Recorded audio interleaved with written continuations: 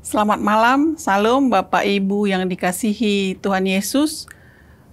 Malam ini kita bertemu kembali dengan saya Dr. Leni dari Rumah Sakit Advent Medan akan membawakan seminar kesehatan tentang pengertian HIV/AIDS.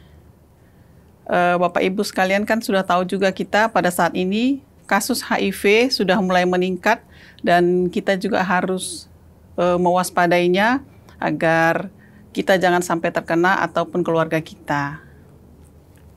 HIV adalah singkatan dari Human Immunodeficiency Virus, merupakan virus yang dapat melemahkan kekebalan tubuh pada manusia. AIDS singkatan dari Acquired Immune Deficiency Syndrome, merupakan kumpulan dari gejala dan infeksi atau biasa disebut sindrom yang diakibatkan oleh kerusakan sistem kekebalan tubuh manusia karena virus HIV.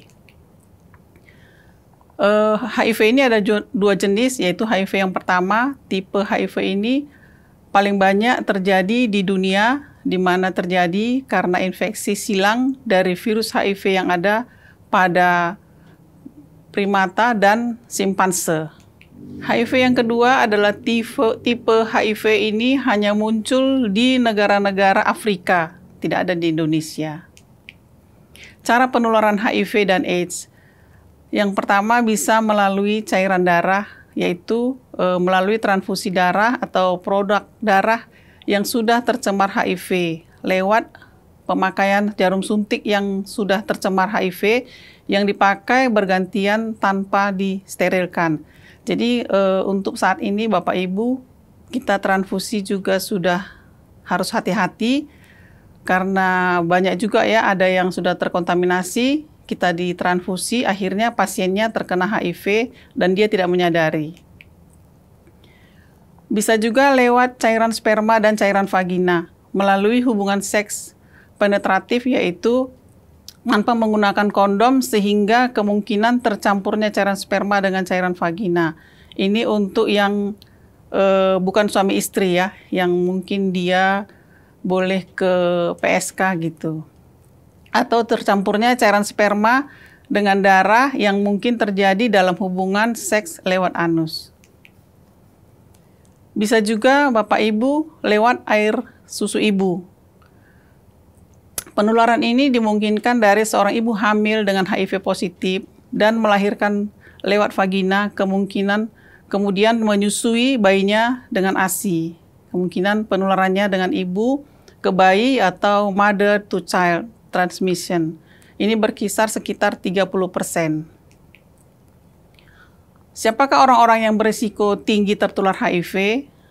Itu ya ada wanita atau laki-laki yang berganti-ganti pasangan berhubungan seksual secara berserta pasangannya. Jadi kita selalulah jangan pernahlah berganti-ganti pasangan, kita sesuaikan aja dengan pasangan kita masing-masing ya Bapak Ibu. Kemudian pekerja seks komersil dan pelanggannya, ini yang sangat berbahaya. Orang-orang yang melakukan hubungan seksual yang tidak wajar seperti hubungan seks melalui dubur atau anal seks. Penyalahgunaan narkotika dengan suntikan yang menggunakan jarum suntik secara bersama. Hal-hal yang tidak menularkan HIV Bapak Ibu.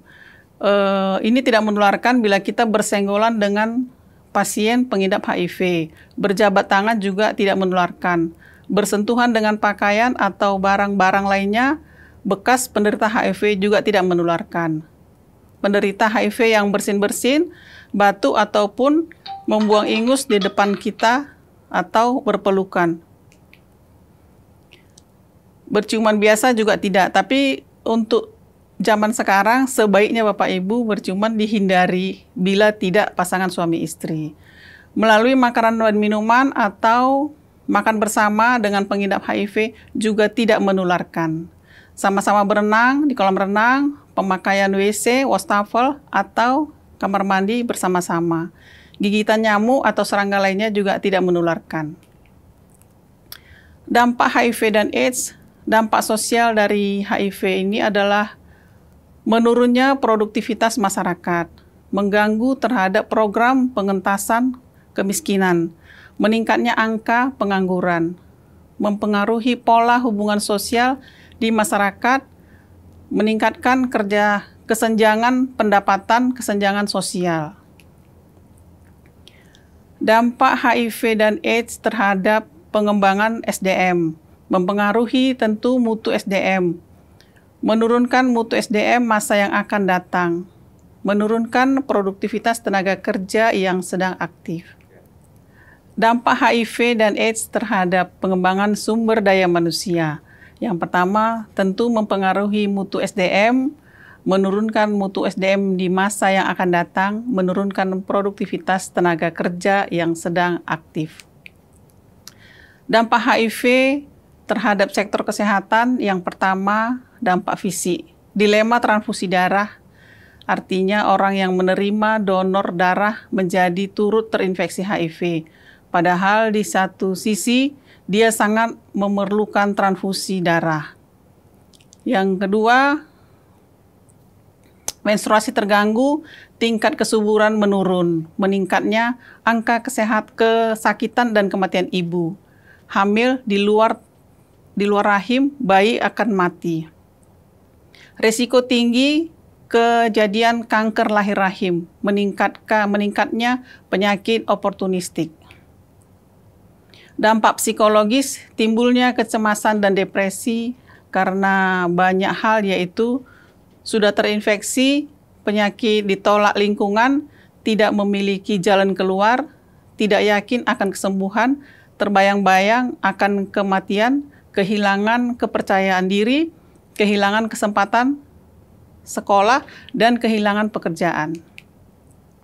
Sektor pendidikan, menurunnya semangat produktivitas belajar, menurunnya jumlah peserta pendidikan, pelajar ataupun mahasiswa, menurunnya mutu pendidikan, dan menurunnya SDM secara kualitatif dan kuantitatif. Pada aspek ekonomi, dampaknya secara langsung untuk merawat penderita HIV dan AIDS akan menimbulkan biaya yang tinggi, baik pada pihak penderita maupun pihak rumah sakit. Hal ini dikarenakan obat penyembuh yang belum ditemukan, sehingga biaya harus terus dikeluarkan hanya untuk perawatan dan memperpanjang usia penderita, dan di lain pihak penelitian untuk menemukan obat harus terus-menerus dilakukan.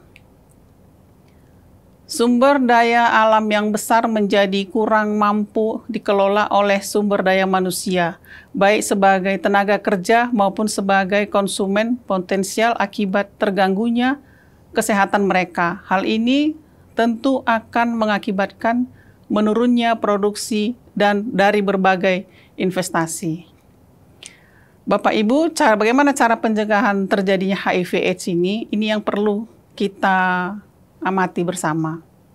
Yang pertama, pencegahan yang dikhususkan pada kelompok yang berperilaku berisiko, yaitu memberikan pendidikan kesehatan, tidak memakai jarum atau menyuntikkan obat-obatan terlarang, tidak melakukan seks bebas, melakukan tes HIV sedini mungkin dalam kehamilan, mengikuti panduan untuk melindungi dan terhadap jarum suntik dan paparan cairan tercemar yang dapat memicu penularan HIV jika bekerja di bidang kesehatan. Ini khusus untuk perawat dan dokter. Cara pencegahan pada penderita HIV/AIDS, yang pertama, segera melapor pada institusi kesehatan lokal, melakukan pengobatan khusus atau terapi, penyediaan pelayanan khusus bagi penderita AIDS di rumah sakit, mengurangi penyebaran infeksi HIV/AIDS dengan cara tidak mentransfusi darah penderita AIDS pada pasien lain di rumah sakit, mengurangi risiko penularan dari ibu kepada bayinya dengan cara mengurangi pemberian pemberian obat. Demikian Bapak Ibu yang bisa saya sampaikan pada malam hari ini. Semoga bermanfaat bagi kita semua. Dan bila ada yang perlu mungkin Bapak Ibu tanyakan, boleh datang ke Rumah Sakit Advent Medan karena kami sudah mempunyai poliklinik HIV. Terima kasih, selamat malam, shalom.